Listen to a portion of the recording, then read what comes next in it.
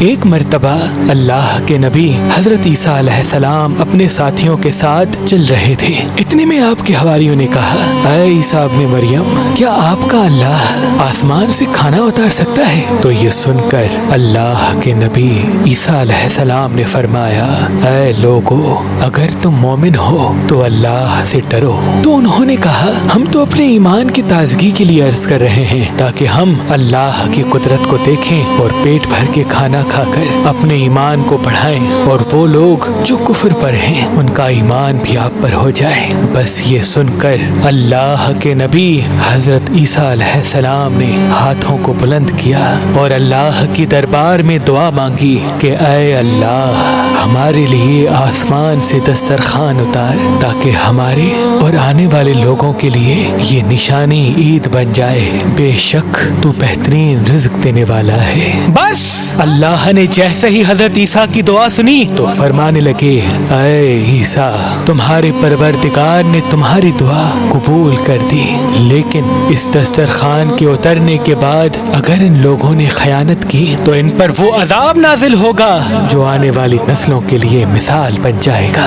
ابھی یہ الفاظ مکمل ہو ہی رہے تھے کہ اتنی دیر میں آسمان سے فرشتے دسترخوان اتار کے لے آئے، جس میں 7 مچھلیاں اور 7 روٹیاں تھیں۔ بعض روایتوں میں ہے کہ آسمان سے مچھلی اور گوشت اترا، اور کچھ روایات میں کہ ایک بڑی مچھلی خوب پکی ہوئی اور قسم قسم کی سبزیاں اور روٹیاں دسترخوان پر موجود تھیں، اور ایک روٹی پر روغن زیتون، ایک پر شہد، ایک پر گھی، ایک پر پنیر اور ایک پر گوشت کی بوٹیاں تھیں۔ بس جیسے ہی حضرت عیسیٰ کے حواریوں نے اس نورانی دسترخوان اور روٹی کو دیکھا تو ان میں سے ایک، جس کا نام شمعون تھا، جو اپنی قوم کا سردار تھا، کہنے لگا کہ اے روح اللہ، کیا یہ دسترخوان دنیاوی کھانوں میں سے ہے یا آسمانوں کے؟ اللہ کے نبی عیسیٰ علیہ السلام نے فرمایا، یہ دسترخوان نہ دنیا کے کھانوں میں سے ہے نہ آسمانوں کے، بلکہ تمہارے پروردگار نے ابھی ابھی ایجاد کر کے تمہارے لیے اتارا ہے۔ پھر آپ فرمانے لگے،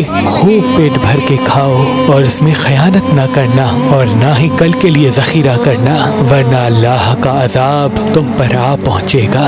لیکن افسوس، وہ لوگ اس کھانے میں خیانت بھی کرتے ہیں اور کل کے لیے تھوڑا تھوڑا چھپانا بھی شروع کر دیتے ہیں۔ بس جیسے ہی رات ہوئی سب پیٹ بھر کے سوتے ہیں اور اللہ کا عذاب ان پہ آ جاتا ہے۔ اب جیسے ہی سورج طلوع ہوا تو ان میں سے کچھ خنزیر تو کچھ بندر بن جاتے ہیں اور ادھر ادھر بھاگنا شروع کر دیتے ہیں اور اپنے آپ کو نوچتے رہتے ہیں۔ اللہ کے نبی حضرت عیسیٰ علیہ السلام نے جب ان کو دیکھا تو اللہ سے دعا کی، تو یوں تیسرے دن وہ سارے اللہ اور اللہ کے نبی کے نافرمان دنیا سے مر کے فنار ہو گئے۔